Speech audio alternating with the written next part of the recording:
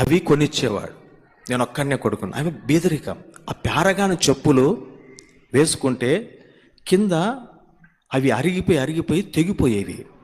తెగిపోతే కొత్తవి కొనలేని పరిస్థితి నాది. అప్పుడు ఏం చేసేవాడిని తెలుసా? షాపుకి వెళ్ళి ₹1 ఇచ్చి పిన్ను సూదులు, అంటే సేఫ్టీ పిన్స్ కొనేవాడిని. కొని తెగిపోయిన వాటికి కింద పెట్టి తిరిగిన నేను చదువుకునే వయసులో ప్రభువుకు నమ్మకంగా ఉన్న దాంట్లోనే అటువంటి నన్ను దేవుడు ఈ స్థానంలోనికి తీసుకొని వచ్చినాడు. ఎప్పుడూ ఒకే స్థానంలో నీవు ఉండవు.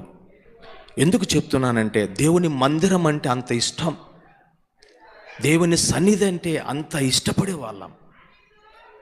అంతగా ప్రభువు మందిరం అంటే, ప్రభు ప్రజలంటే, ప్రభు పరిచర్య అంటే ఇదే జ్యోతి కెమికల్స్కు మధుబాబాను నేను ప్రతి గురువారం రాత్రి అక్కడికి వెళ్ళేవాళ్ళం. అబ్రాహం జోసఫ్ అంకుల్ పంపించేవాడు. ఏ సన్న అంకుల్ అని ఉండేవాడు. పూరి గుడిసె అక్కడికి గురువారం రాత్రంతా ప్రార్థన. నులక మంచంలో ఒకసారి పడుకోమనేవారు. బెల్లం కాఫీ ఇచ్చేవారు ఉదయకాలమున.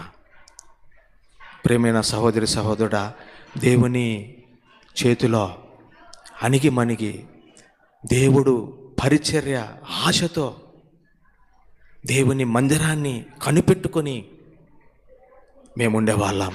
అందుకే ఆ స్థితి నుండి ఈరోజు ఈ స్థితికి దేవుడు తీసుకొని వచ్చినాడు. నా ఆఫీసులో నా కింద కొంతమంది పనిచేసే వారి స్థాయికి తీసుకొచ్చాడు. నా MBA వరకు నేను చదువుకొని ఒక పెద్ద ఆర్గనైజేషన్